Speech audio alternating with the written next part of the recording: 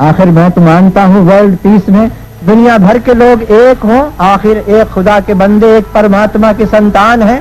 हिंदुस्तानी हो, पाकिस्तानी हो, अफ्रीकन हो, सब उसी के बंदे तो हैं। वह सुनो भविष्य पुकार रहा, वह दलित देश का त्राता है, स्वप्नों का दृष्टा जयप्रकाश भारत का भाग्य विधाता है। यह लाइन राष्ट्र कवि रामधारी सिंह दिनकर ने जयप्रकाश नारायण के लिए लिखा था। महान सामाजिक कार्यकर्ता और समाज सुधारक जयप्रकाश नारायण का जन्म 11 अक्टूबर 1902 को बिहार के सारण जिले में हुआ था।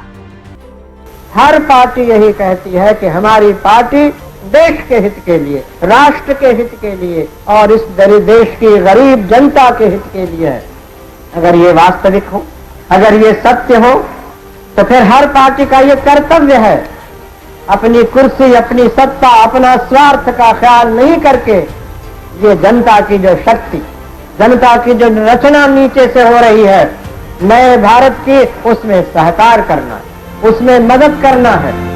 संपूर्ण क्रांति के नायक जयप्रकाश नारायण ने जब आंदोलन किया तो उस समय की सबसे ताकतवर नेता इंदिरा गांधी के सामने से सत्ता छिन गई थी।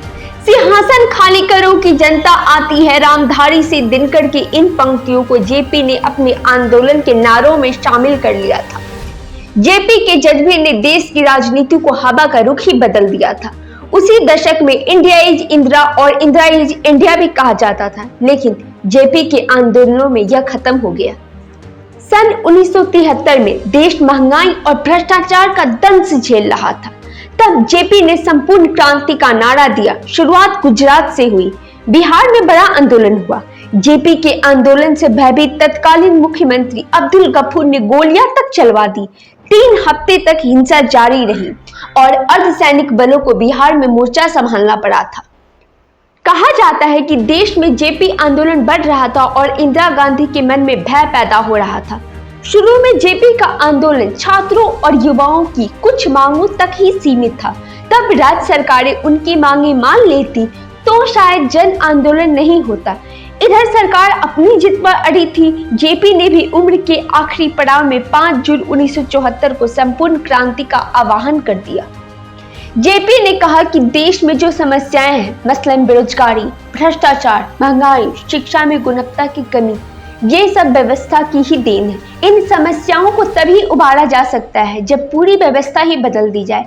ऐसे में व्यवस्था परिवर्तन के लिए संपूर्ण क्रांति की जरूरत है। आखिरकार 1975 में इंदिरा गांधी की सरकार ने आपातकाल लगा दिया।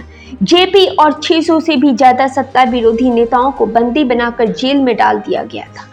जेल में जेपी की तबीयत ज्यादा खराब होने पर 7 महीने बाद उन्हें रिहा कर दिया गया।